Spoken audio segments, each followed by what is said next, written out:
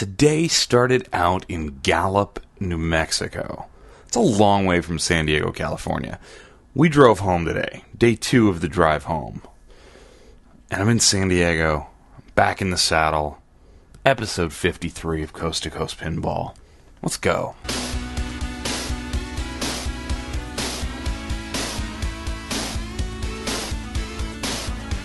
Welcome to Coast Pinball, episode 53.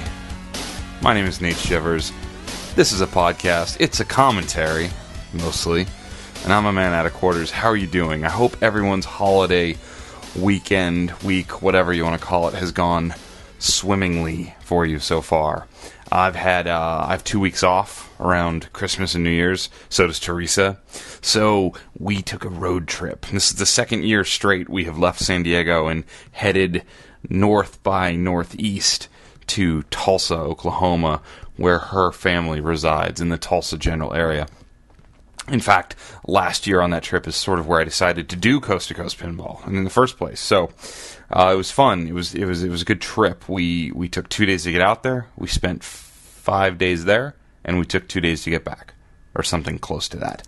And I got to tell you, there was not enough pinball on this trip. And I go into trips like this with the best intentions, because when I travel for my work, I know that by a certain time on most days, I'm done. You know, if it's a normal day for me where, you know, I'm seeing accounts, seeing dealers, and maybe even having dinner with them, I'm done by 8 or 9 o'clock at the latest.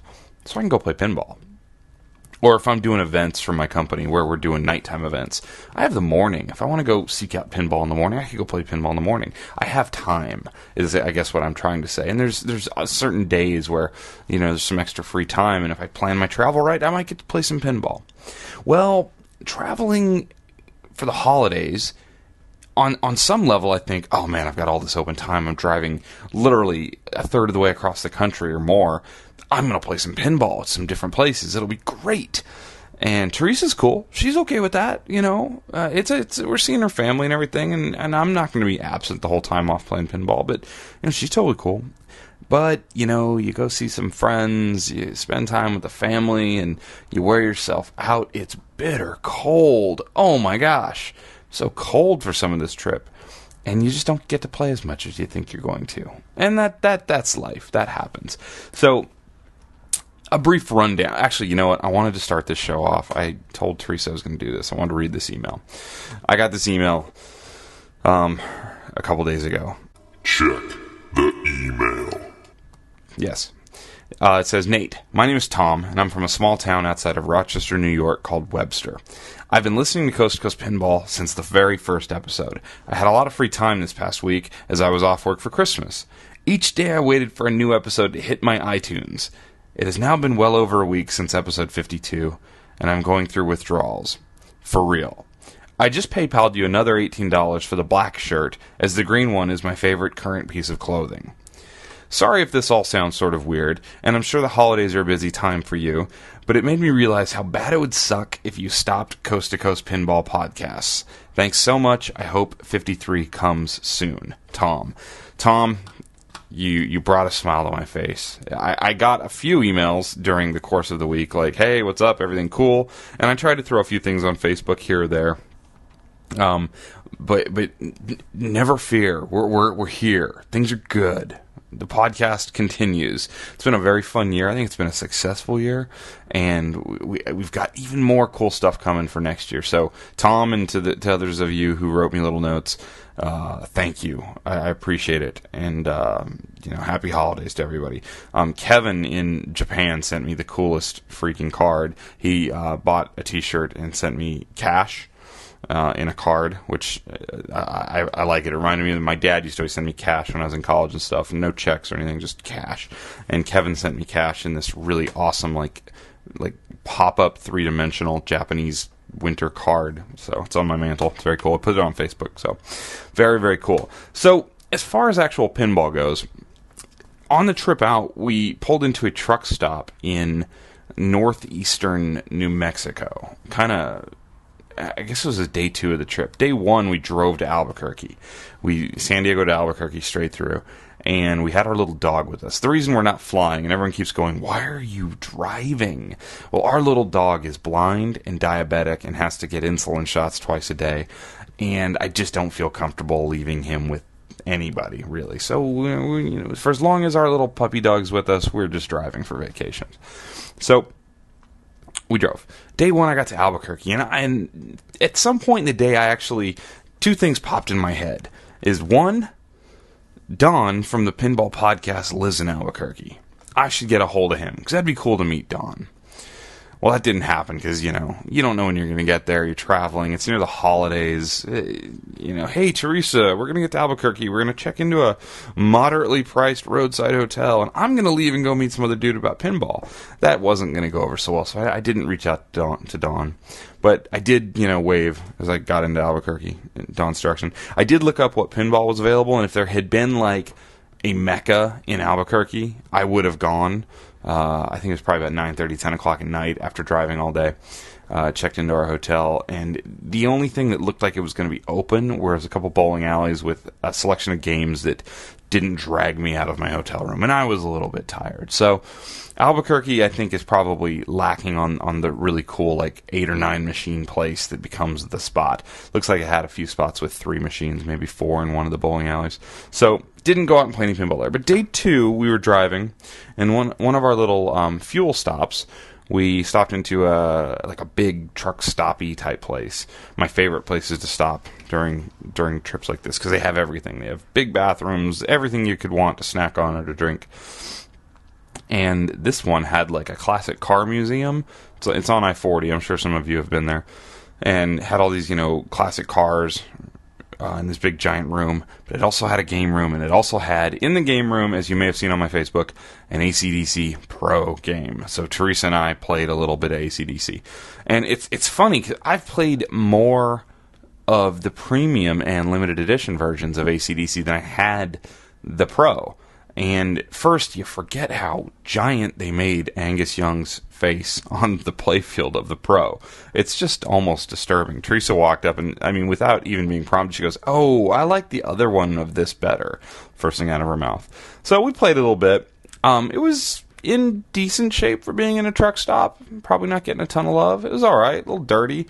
But it's fun. It's a fun game. The sound is still great, and the music's awesome. I'm a big AC/DC fan.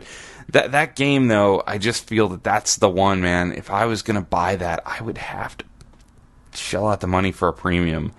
And I think a lot of people probably feel that way, and I think they probably sell a lot of premiums of that particular game, and that's probably why we saw the Lucy come out, because there's something about the look of the play field, and man, I get cutting costs and leaving certain things off, but I can't excuse the stand-up flat, some of the plastic, I don't know if they're cardboard and plastic or what they are on the AC/DC Pro, but the band pictures that are little stand-up toys that are just flat plastics of the band, and the train that's just so bad. It's so cheap and chintzy looking. I get it, that's aimed for the operator, put on location at a cheaper price to generate money and not for the home collector. I get it, Gary. I hear you. But man, that's chintzy. So that would drive me insane. I'd have to get a really good deal. AC/DC Pro for me would be so far below some DMD Williams games that I could buy for $25 to $3,000. So, realistically, you start putting even older Stern games, I would take a Spider-Man way before I would take an AC/DC Pro. Not a premium, but a Pro. So anyway, we threw some money at that. I played terribly. It's hard to just pop into a game room in a truck stop and play very good. I was just more of the experience playing pinball in the middle of nowhere, New Mexico, in a truck stop. So that was kind of cool. Next, we finally got to the Tulsa area, and specifically the town that Teresa's sister and her 6 children live in. Yes, I said 6. It's called Claremore, Oklahoma. So they live in a nice neighborhood near like a shopping center area that has like, a big Walmart and some restaurants and also a movie theater, sort of set back from the main road. Is probably the closest large business to her house is a movie theater, easily within walking distance when it's not 4 degrees outside or whatever it was. It's really, really cold. They'd had an ice storm in Oklahoma, and literally everything was covered in ice. Like every leaf, branch, everything, ice. Very weird. So we're hanging at her house, and then on the day after Christmas, we went to see the Hobbit 2 movie, The Desolation of Smaug. And I gotta say, a little side note on The Desolation of Smaug, very good movie. It was much better than the first. The first I didn't really love. I still liked watching it because I'm a sucker for, movies. But I didn't walk away from that movie going, oh, that was great. I can't wait to see the second one. This one, really good, and I can't wait to see the third. So that bodes well for Jersey Jack and the Pinball Machine, I think, because people like me are actually more excited about it. And but anyway, so we went to see the movie. And at the movie theater in Claremore, Oklahoma, is an arcade with a bunch of video games and a very new-looking Stern Avengers Pro. So, if you go way back in the Coast2Coast Pinball Archives, if you haven't listened from the beginning, you find yourself listening to older episodes, which I do, and it freaks me out a little bit. But I've talked a couple times about Avengers, and I believe the very first time I talked about Avengers, I was really rough on it because I didn't get a good feeling for it. The shots didn't feel right. It felt clunky. I didn't like the Hulk toy, the way the ball dropped off the drop targets. A lot of things about that game bothered me. I don't know if I had ever played the Pro. Again, like I was talking about AC/DC, I've played the Premium a lot more. My main experience on Avengers is at Rock Fantasy in Middletown, New York. And Steve's got a great collection of games, and he mostly buys the limited edition and Premium Sterns. So I played his Avengers a lot last winter. And I really tried to like it because the sound was so good and the shaker motor, and it actually kind of is a cool looking machine, the Premium or the limited edition. Was there a limited edition? Just Premium? I don't even remember. Oh yeah, there was the Hulk limited editions. That's what he has, in fact. So, I wanted to like it, but it had a certain kind of cheap metal feel to it. Almost like everything felt like really thin sheets of metal or like tin almost feeling to it. It just really made it hard for me to recommend jumping into Avengers, and a lot of people felt the same way. Well, you may have heard my little thing with Amazon.com and their lightning deals where they were selling, Avengers Pro at that cheap price, whatever it was, $3,700, something like that. And I was considering getting one because I thought, that's a good price for a brand new in-box Stern Pro whatever. Well, boy, am I glad I didn't do that, because if the Avengers Premium was sort of kind of like cheap feeling in a way that everything felt sort of metallic but thin metal and just didn't feel real solid, the Pro's the same way, except really plasticky feeling. Like, really plasticky. Like, you get the ball up in the upper right corner, and those plastics are, like, shaking around as the ball hits them. Up around the lanes, the rollover lane targets, and with the Iron Man and all the logos up there. It felt really cheap. Like, I was shocked how cheap Avengers Pro felt. Teresa said the same thing. And the rails felt bad. The cabinet didn't feel good. So, I'm hard on that game. And I get it. Pinball is pinball. And, bad pinball is better than no pinball. If it was the only pinball machine on the world, would I still like it? Yeah, I'd still like it. But here's the situation. I'm visiting what amounts to the in-laws. Now, it's not the in-laws. Teresa and I aren't married, even though we've been living together for quite some time, and we have no plans on ever not living together. I love her family. Her parents are great. We were at her sister's house with her 6 kids. Mom was there. Her dad was there on and off. We were staying at a hotel, like, literally a mile away. Because they don't have the space for us. And I could have walked to this pinball machine anytime. Movie theaters are open early and late. And after that one experience, I played a couple games. Teresa played one, I played a couple. After the Hobbit movie, I never went back. And that tells you, I think, all you need to know about, my really kind of lasting opinion on Avengers Pro. Boy, I I'm glad they sort of righted that quality feel ship. As far as, you go to Metallica after Avengers and now Star Trek, they just feel better. The games have a more solid, and I don't know if it plays out in reliability long term or not. It may have nothing to do with it, but something about the amount of plastic and the way that Avengers game is constructed just doesn't feel right.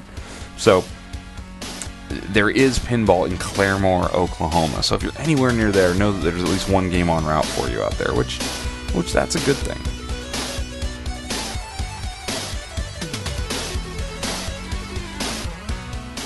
Trip reports. So there was a highlight. There was a diamond in the rough. There was a oasis in the desert on this trip, pinball-wise. And it comes in the form of what I have to say is a must-see destination for pinball in the state of Oklahoma, and really in the Midwest. And that is Cactus Jack's Family Amusement Center, Family Fun Center, Family Amusement Center, whatever, in western Oklahoma City. So, a year ago, I took a very similar trip, and I have a very good friend in Oklahoma City who I used to work with, and I went down to Oklahoma City to play some golf and poker, two of my favorite things, and I went looking for pinball.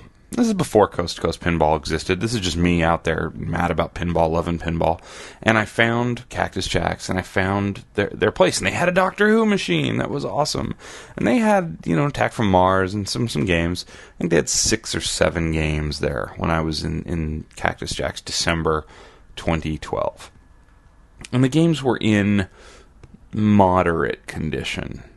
And I'm being pretty generous by saying moderate condition. So fast forward to now. A gentleman by the name of Dan bought a t-shirt from me and said, "Hey, by the way, Nate, if you're ever in the Oklahoma City area, let me know. I own a place called Cactus Jack's, and I'm turning it into a pinball oasis in the desert out here. A pinball desert, proverbially, because there's not a lot of, great places to play pinball in the area." And I wrote back to Dan and told him, "Hey, I've been there, and I'm going to be back in Oklahoma City. Love to see the place, see how it is now, and meet you." So I went to Oklahoma City to see my friend. Life was getting in the way. I didn't think I was going to get to make it out to Cactus Jack's. I stayed way longer than I thought. The weather was miraculously really nice, and I played an extra day of golf. And I was really thinking I was headed back up north to Tulsa to go back and visit more with Teresa before we had our final day there.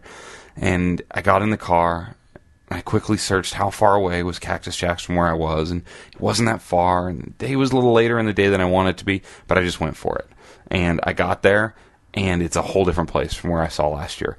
Cactus Jack's now, when you walk in on the right-hand side, is one of the coolest pinball locations I've ever seen for this reason. Because, yeah, I know we have the Pinball Hall of Fame, and we have the Silver Ball Museum, and we have pinballs in Austin, which is top 5 place for me also, and others, and many I haven't been to. I know there's a bunch of great places I haven't yet been to. But what I'll say about this is the selection of games at Cactus Jack's is awesome. It's one of the best if you're into DMD games. And the condition of these games may be the best I have seen for a selection this large and varied. I have never seen as many old school and new DMD games in as great a shape. The emphasis here is obviously on, top 100 type titles and new Stern games. Let me give you a little rundown of the games you will come across if you make the trek to Cactus Jack's. And I'm just going to read through a bunch of these because I think you'll see what I mean here. Medieval Madness, Cactus Canyon, Creature from the Black Lagoon, The Addams Family, Shadow, No Good Gophers, No Fear, Junkyard, Demolition Man, Roadshow, linked NBA Fast Breaks. Yes, 2 NBA Fast Breaks next to each other linked so you can play head-to-head. Champion Pub, Attack from Mars, which I'll get to this in a second, but it may be the prettiest Attack from Mars I've ever seen in person. Star Trek The Next Generation, Twilight Zone, both Pinball 2000 machines, Judge Dredd, Lord of the Rings, NASCAR, Guns N' Roses. I mean, the list goes on and on. The Simpsons Pinball Party. As far as Stern stuff, Wheel of Fortune, Avengers, Avatar, Metallica, NASCAR, the new Star Trek game, AC/DC Pro. I mean, oh man, it's amazing. It's a great list of games. Wizard of Oz is there, and these games are in fantastic shape. And as Dan and I, it was kind of funny. So I walked in and I was just blown away. I was like, "Whoa, look at all these games!" And very friendly woman who was kind of running the counter, asked me, if I needed any help. And I said, "How's this thing work?" And she said, "Are you here for pinball?" I said, "Yes, I'm here for pinball." She said, "Well, they just run on quarters." And there was a quarter machine right behind me. So I got $5 in quarters.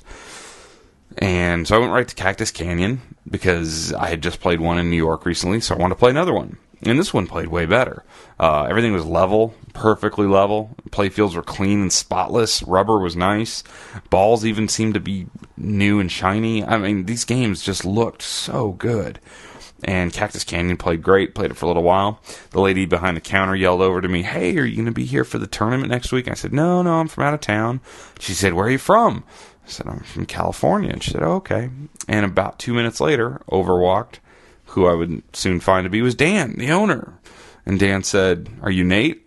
And I was almost embarrassed that he knew who I was based on probably one photo I have of myself online and me being from California. Because I hadn't told him I was going to actually be there that day. I told him I was trying to get there. And Dan was awesome. What a great guy. This is a dude who he owns the business, the building. Cactus Jack's is a business and everything. It was in the family. He had let someone else in the family run it as an arcade, and it came back to him full on last year, shortly after I was there last year. And Dan decided he wanted to kind of change it up. And what he's got going now is sort of like two businesses in one. When you walk in, the left side is ticket games. It's redemption machines, and lots of them. Really a great selection of redemption machines. I mean, if you have kids in the Oklahoma area, they will love this place, and you can play pinball. Because on the right side, it's the best collection of pinball machines north of Austin, west of, oh boy, I can't even tell you. There's probably something in Chicago, I guess. Maybe not. I don't even think there is. This is one of the best locations. I know St. Louis has some good spots. And then east of the Pinball Hall of Fame, this is the best selection. So he's put this together and he's making a run at it, trying to see how it works. And I hope you will all go support this place because it's awesome. I got to play some games I had not really ever played. I couldn't remember, and I told Dan this. We kind of walked the whole space through, and he was telling me how he just started buying games last year. And I got to say, if you were shopping for pinball machines around Oklahoma in the last year, Dan was probably crushing you because he bought everything. He has all these games. He has like 40, I think 45-ish in that realm, games up and going and ready to be played. Well, in the back, behind one of the rows of games, there's like 40 more games waiting to be shopped and set up. There's a lot of games there because he's been buying them. So he's probably single-handedly ruined the pinball buying market for buyers, but the sellers have got to love him. And he was telling me there was something else he was trying to buy, and he was just about to get it. Now I'm totally blanking on what it was. He told me he's in for Medieval Madness, and he's been buying all the new Stern games. So he's been buying all the pro versions. But we kind of walked the room and talked a little bit about some of the games, and he kind of gave me the overall kind of concept for what was going on at Cactus Jack's.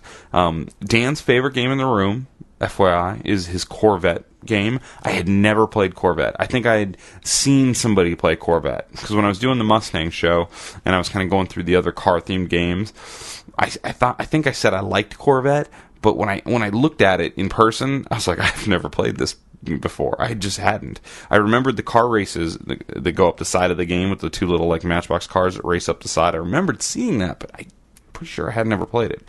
So I got to play that. Roller Coaster Tycoon, a game I've stood next to like many times and just never actually put any money in. I actually did play it this time, so I got to knock those off. And then a game that I had only ever played one time briefly and absolutely loved then and didn't know if I would still love is No Good Golfers. and I'm a golfer, and I love Caddyshack, and I know it's loosely based on kind of Caddyshack. So he has this just beautiful No Good Gophers, and that was probably the game I played the most while I was there. And very cool selection of games. It's a varied selection too. It's kind of interesting. Like I said, the emphasis is definitely Bally Williams on as far as DMD games go, and but just a nice mix. Things like NBA Fast Break and Junkyard, and like I said, No Good Gophers, really good. Star Trek The Next Generation, right by the new Star Trek, that's really cool. The Pinball 2000 games are there, that's really cool. Tron is there, you had a Tron. I mean, really, just all sorts of stuff. Everything's 75 cents or $1 a play, depending on the game. Most of them were 75 cents. And I told Dan right to his face, I said, man, this is the best, cleanest collection of DMD games I've ever really spent time with. Pinball Hall of Fame, I have more games. They're definitely not in this good a shape. Silverball Museum, amazing collection of games. Much fewer DMD games at Silverball Museum. Pinball Wizard Arcade in New Hampshire has a bigger collection. I don't think they had quite as many A-list games, and I don't think they're in this level of condition. This you could tell he'd had people not just clean these games and shop them, but restore these games. And when we stopped in front of his Attack from Mars, it looked like a brand new game. I mean, it really looked new. I've played a lot of Attack from Mars games out and about that are pretty well worn. That's a popular game. People play that game to death. I couldn't find anything wrong with this game, and he actually told me that he has a guy locally he uses to restore games who had his Attack from Mars for months, and you could tell it looked like that, and he had just put it back in the room. So he told me it was the same Attack from Mars, I believe, that I'd seen a year prior, and the one I'd seen a year prior was nowhere near this quality. So to take the same game and make it like it was just awesome. And I did play it. It played fast and good. It was really nice. So I got to hand it, just absolutely amazing room of pinball machines. He actually told me that, because I think I brought up Pinballs in Austin is probably the closest thing to it. And he said that he went there for a couple days before he decided to go in, 2 feet first, full on into all this pinball. And that was sort of his model on some levels of what he wanted to do. And it shows. I mean, they're sort of similar. Definitely in their dedication to the hobby, if nothing else. And trying to, offer an amazing place for people to go enjoy these games. So, fantastic. Cactus Jack's is located a mile or so north of I-40 in western Oklahoma City. So I looked at a map and tried to do some mapping for everyone. You're roughly about 2.5 hours from Wichita, Kansas. So if you're somewhere in the Wichita, Kansas area, you got about a 2.5 hour ride down to an amazing set of pinball machines. About 3 hours and 10 minutes or so from Dallas. So the greater Dallas area, he actually said that one of their big pinball clubs comes up and plays there. I can totally see why. About 4 hours, 15, 20 minutes from Springfield, Missouri. And then about 5 hours from Little Rock, Arkansas. So if you're in anywhere in that sort of region, you just owe it to the hobby and to the machines and to Dan himself, a guy that's put this much investment and this much time and effort into an amazing collection like this. So go to Cactus Jack's and play. Great place to play location. They hold tournaments. It's clean. It's about a mile away from a big, giant, really pretty outlet mall, so you can take the significant other who might rather shop than play pinball, drop them off at the outlet mall, keep them busy all day long, and then you can play some pinball. So I can't say enough nice things. I'll probably have Dan on at some point. I'm sort of loosely plotting an episode here. I've talked to a few people who are operators that run a business with pinball. I think we're going to do an episode dedicated to those guys in the future. I don't know when, but we're going to do that, and Dan would definitely be on that. I want to hear some of his opinions on some things that are happening. So there it is. Trip report, Cactus Jack's, Oklahoma City. Go there. Do it.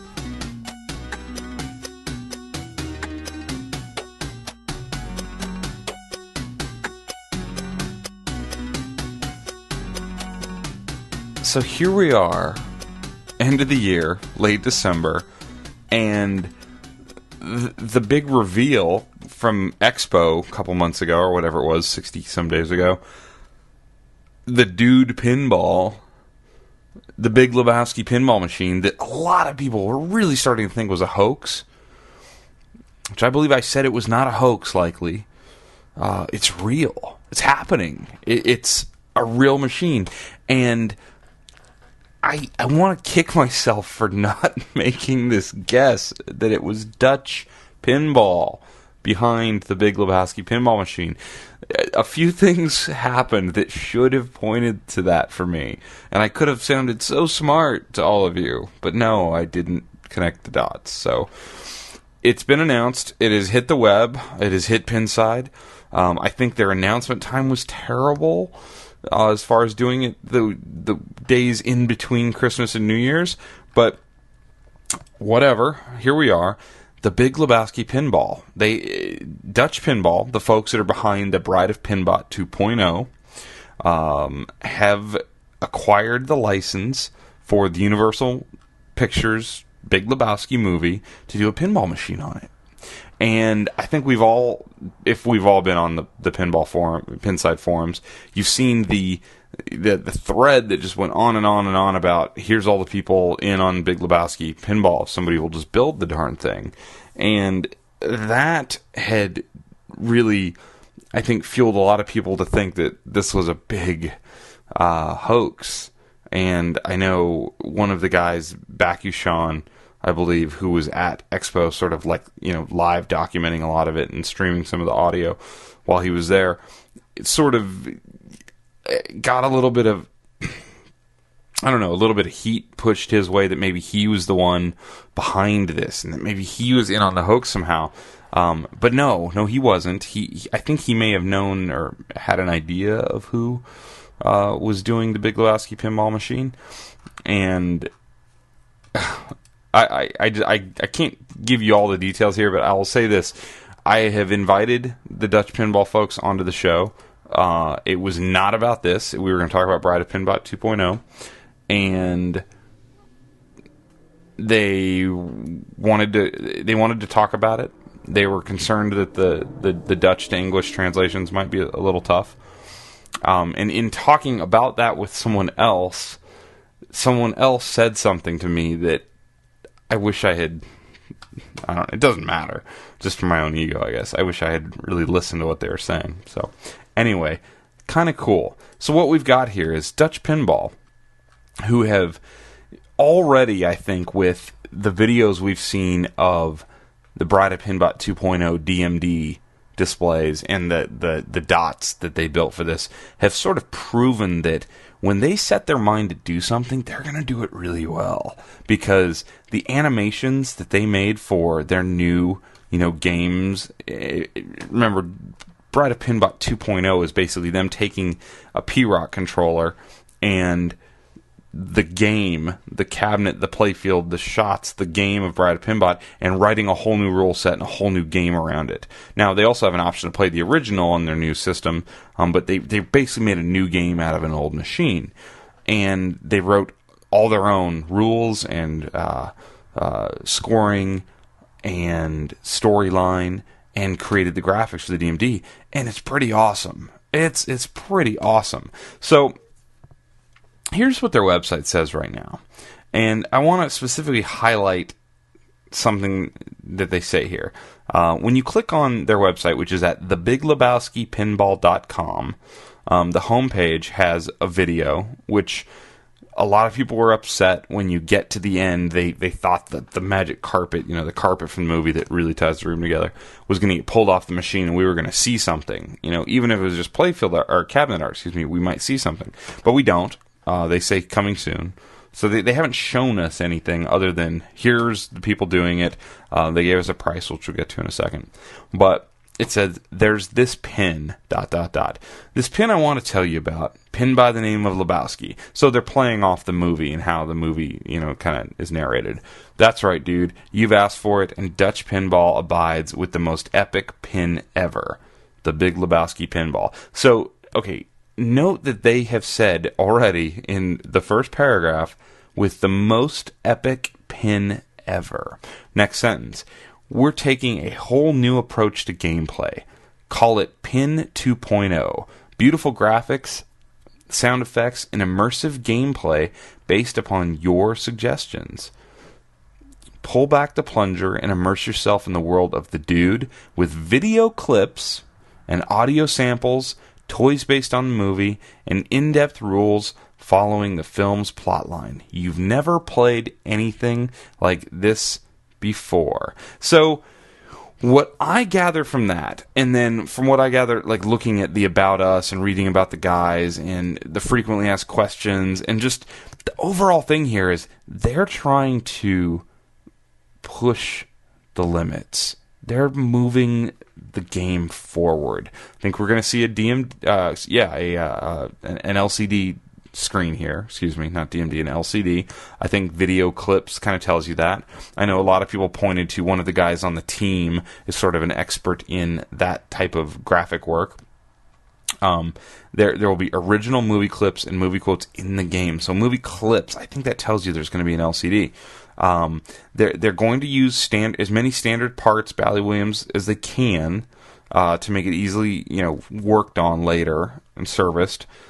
They're going to build these games in the Netherlands, but they do have a Dutch Pinball USA company and warehouse based in Illinois, so they'll be able to ship and sell from the U.S. to avoid certain taxes and shipping problems. So they're talking Q2 2015 is when the first games will be shipped. And a lot of people were like, oh, why would you do this dumb viral campaign for 69 days and then tell us it's a year and a half away? Well, I think we've said this on the show before. Building a pinball machine is hard. And they're not just using a P-Rock to redesign some rules on another machine. This is not that. This is ground up building a machine. I do like their jab at Kentucky in the frequently asked questions. One of their FAQs is, I live in Wolf Lick, Kentucky. Do I have to pay for shipping from the Netherlands? And they reply, first, sorry to hear that, which is funny. And second, no, for customers located in the United States and Canada, your order and service-related issues will be processed by Dutch Pinball USA, etc., etc., etc. So, I live in the United States. Do I have to pay import tariff from the Netherlands? No, there's no import tariff, as your Big Lebowski machine will ship out of our American warehouse. So, how do you get this game? If you want this game. Do you want this game? Do I want this game? No, I don't want this game right now. I don't need this game right now. The price, $8,500. And that upset a lot of people. A lot of people said, oh, I'm out. The dude does not abide, etc., etc., etc. $8,500, too much. Well, hold on a second. Let's go back into our why is a pinball so expensive discussion here. If you were to buy a new in-box Stern limited edition / premium game, you're paying up in this price range now. If you're going to buy The Hobbit or The Wizard of Oz, you are up in this price range now. This game's likely going to have an LCD screen, video screen. This game is likely going to have a pretty fleshed out group of toys and playfield items. I don't think this is going to be anything like a Avengers Pro machine. This thing's likely going to be very high quality. I think the rule set's going to be deep. I think it's going to ship with full code. I think they will take pride in shipping this game as complete as they possibly can and only fixing bugs later on. That is the vibe I get from Dutch Pinball. If you're jumping to conclusions about what you're getting, you need to go and watch the Bride of Pinbot videos. You need to read about the company. These guys are not screwing around. Is that a lot of money? Yeah, it's a lot of money. Why is it so expensive? Well, they're probably only going to build a few hundred of these at most, right? So if you're not building thousands of something like Stern's building upwards of 10,000 machines a year, maybe many more. They won't tell us, but you figure 2 or 3 games a year, and probably more like 3 to 5 games a year on the production line. They're building 10 to 15,000, maybe a little more than that games a year. And the prices go down on parts and labor and everything gets divided across more machines, and the price can go down. These guys don't seem like they're going to be building that many. They're doing a pre-order type deal where they take a deposit. I think that is just the modern way now with these companies.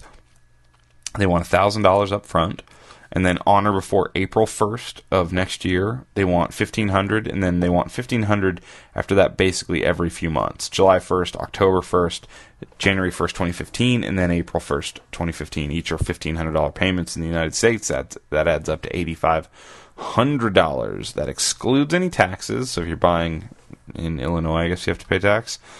And that, of course, would exclude shipping from Illinois to where you are. So, again, we're talking $9,000 if you live here in the state of California or in Florida or anywhere like that.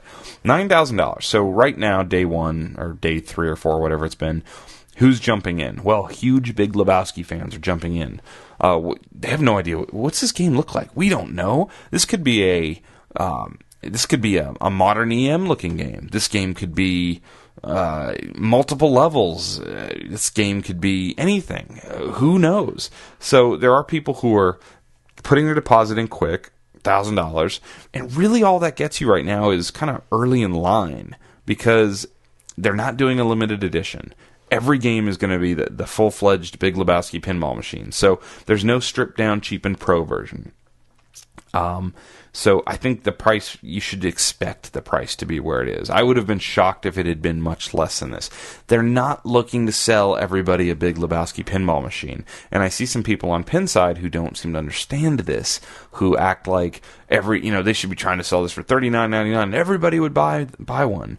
Well, they probably are going to have that much into each game or more, probably a lot more.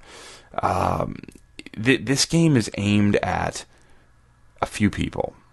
I don't think this game is aimed at operators. Will they sell some to operators? Sure. There will be some operators who will buy these games. This game is aimed at Big Lebowski fans. People who are a huge fan of this movie. It's a cult classic. It's a Coen Brothers masterpiece. I love this movie. Love it, love it, love it. I wouldn't say that I would ever buy anything based on the movie, but I do love the movie. B, they're selling it to boutique and high-end pinball collector types who really enjoy buying the latest, greatest, weirdest, wildest, most limited of anything in the pinball world. And I don't begrudge these guys. And there's definitely some pushback on these guys. And you see sort of the passive aggressiveness in Pinside sometimes. Guys will say comments such as, I marvel at watching guys drop tens of thousands of dollars a year on this hobby, or, man, it must be nice to be able to just buy every new game sight unseen, blah, blah, blah, blah, blah. And, grass is always greener. You're a little jealous of what the other guy has. I totally get it. But that's good for us as pinball players and for this industry, is that there are guys out there with the checkbooks and the credit cards and the cash available who can just go, yeah, I'll take it. I want the Big Lebowski pinball, because some of those games won't stick and will get flipped and put out there in the market. And those kind of, in my industry we call them the whales. The big guys, the big fish in the sea. They help drive things. They help make projects like this actually come to life, because Dutch Pinball knows there's 100 of these games already sold to just high-end buyers who are just going to buy it because they're going to be one of the few that have it. So, remember, first and foremost, those are the two people that are buying this. Now, if they go and make a great game, because we are talking about a group that's never built a game ground up on any real scale at all. If they go out and make a game that looks great, that has great physics and has great geometry and plays great and feels right and scores great and is really lasting, yeah, they'll sell more to just pinball people. People will step up. It happened with Star Trek. People weren't that into Star Trek or Metallica. A lot of people were scoffing, oh, I'm not buying another Stern, yada, yada, yada. And then people are out buying Star Treks and Metallicas. So if you build a great game, people will eventually come, but that's not who this is for. And they've made it clear that you can wait to see the game and then buy it. That won't be a problem. They're going to build some of these. So it's a good thing. It's an exciting thing. It's a really good thing. Is it an off-the-wall weird license? Yeah, it really is. But if they've got themselves 100 built-in sales from this off-the-wall weird license, and that was the impetus for them to go and do it, it's a good thing, man. It's a great thing. Nate abides, right? Sorry, I had to. So I'd love to hear your thoughts on the Big Lebowski. I can't wait till we see something. Hopefully we'll see something in game form or playfield or cabinet coming up soon. Right now, it's just a theme and a dream, right? So anyway, that's going to wrap episode 53 up. I'm going to go to bed. It's been a long week. I can't wait for episode 54 and episode 55 because I've got some good things planned here right at the end of the year. I thank you guys for listening. You can email me at coast2coastpinball@gmail.com. That's coast, the number 2, coast at pinball@gmail.com. Like us on Facebook. Follow us on Twitter. Check out our website. Really, it's just, the podcasts, a little blurb about each episode, and then our gallery of little images tied to each podcast. If you want a t-shirt, we have black t-shirts available still. We'll probably do another run eventually once the blacks sell down a little bit more. And then I have some stickers I'll start throwing in all the t-shirt purchases. And if you just want some stickers, they're just little 4x4 square stickers, black with the logo on them, full color. They're kind of green and purple. You just PayPal me like $2 or something, and I'll send you like 3 or 4 of them. So thank you very much for listening. I'll talk to you again soon.